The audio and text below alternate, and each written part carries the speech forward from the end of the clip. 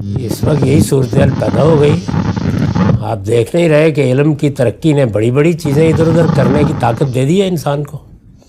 ابھی تو مصیبت پڑی ہوئی ہے کہ آپ کی جو ذاتی معلومات ہیں وہ بھی لوگوں کے پاس جا رہی ہیں. تو اس لیے یہ دنیا میں یہ چیزیں رہی ہیں. حضرت سلیمان ایک باجبروت بادشاہ ہی نہیں تھے، اس کے ساتھ اللہ کے پیغمبر بھی تھے. تو ان کو جس طرح بہت سی غیر معمولی نعمتیں دی گئیں، جیسے کہ قرآن کہتا ہے کہ وہ پرندوں کی بولی سمجھتے تھے، جانوروں کی بولی سمجھتے تھے، جس طرح جنات ان کی خدمت میں تھے، تو ان کے ہاں ایسے لوگوں کا ہونا کوئی بعید نہیں، اور وہ ان کے کنٹرول ہی میں رہتے تھے. یعنی وہی جنات اگر ان کے کنٹرول سے نکل جاتے تو وہ بھی درہم برہم کر سکتے تھے، اب بھی کرتے ہی ہیں بعض موقعوں کے اوپر. تو اس لیے وہ سب ان کے کنٹرول میں تھا، ان کے تحت تھا.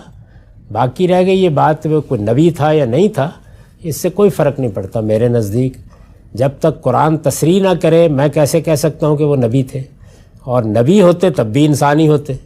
اور نبی کو اگر یہ طاقت دی گئی جیسی طاقتیں حضرت سلیمان کو دی گئیں تو آپ کہہ سکتے ہیں کہ وہ بھی ادھر ادھر کر دیں گے دنیا کو. کیوں نہیں کریں گے؟ اس لیے کہ اللہ تعالیٰ کے حکم کے پابند ہیں. تو اللہ کے حکم کا پابند نبی بھی ہوتا ہے، نبی کے تحت رہنے والے بھی پابند ہوتے ہیں.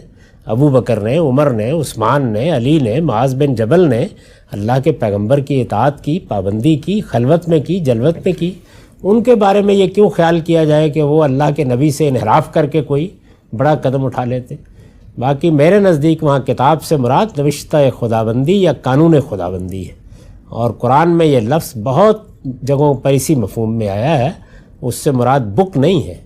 یعنی اللہ تعالیٰ نے دنیا میں جو قوانین رکھے ہیں وہ قوانین نفسی بھی ہیں، مادی بھی ہیں.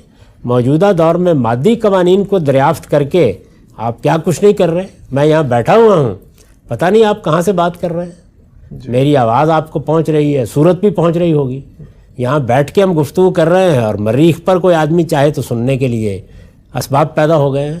تو اس لیے ایسی چیزوں پر کوئی تردد نہیں ہونا چاہیے. وہ اللہ کے پیغمبر کے تحت تھے، ان کے احکام کے پابند تھے اور کسی علم کے ماہر تھے. اور بھی لوگ ہوں گے ان علوم کے ماہر. ایسے ہی سمجھیں جیسے آج کے زمانے میں ایسی کوئی صورت پیدا ہو، شیاطین کو تو نہیں بلاتے، سائنسدانوں ہی کو بلاتے ہیں.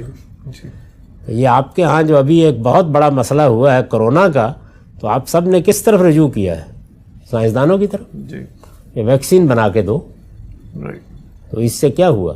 یعنی کوئی خدا کے مقابلے میں لوگ کھڑے ہو گئے ہیں؟ نہیں، علم ہے. اس علم کا ظہور مختلف صورتوں میں ہوتا رہتا ہے.